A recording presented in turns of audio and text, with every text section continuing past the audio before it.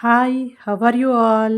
ఈరోజు సింపుల్‌గా అండ్ ఈజీగా చికెన్ ఫ్రై ఎలా చేయాలో చూసేద్దామా? ఒక కళాయి పెట్టుకొని అందులో ఆయిల్ వేసుకుందాం. చిన్న చిన్న పీసెస్‌గా కట్ చేసుకొని సాల్ట్ అండ్ పసుపు వేసి క్లీన్ చేసి పెట్టుకున్నాను. ఈ చికెన్ ఇందులో వేసేద్దాం. కొంచెం వేగనివ్వాలి ఆయిల్‌లో. చూసారా?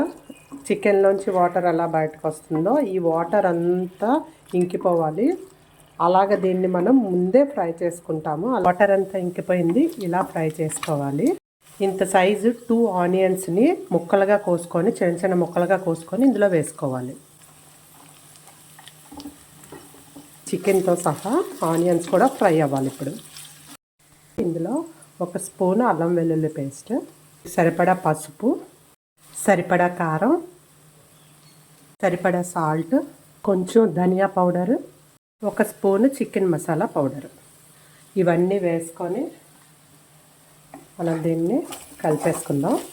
కొంచెం వాటర్ వేద్దాం, స్ప్రింకిల్ చేద్దాం అంతే, ఎందుకంటే మసాలాలన్నీ కొంచెం ముక్కకి పట్టాలి కదా, అందుకని. వండి ఇలా కుక్ అవుతున్నప్పుడు ఇందులో కొంచెం కరివేపాకు, కొత్తిమీర, కొంచెం పుదీనా. చికెన్ ఫ్రై అయితే రెడీ అయిపోయిందండి. లాస్ట్లో మళ్ళీ కొంచెం కొత్తిమీర వేసుకొని దీన్ని సర్వింగ్ బౌల్లోకి తీసేసుకుందాం. చూడండి ఎంతో simple and easy chicken fry ready to serve.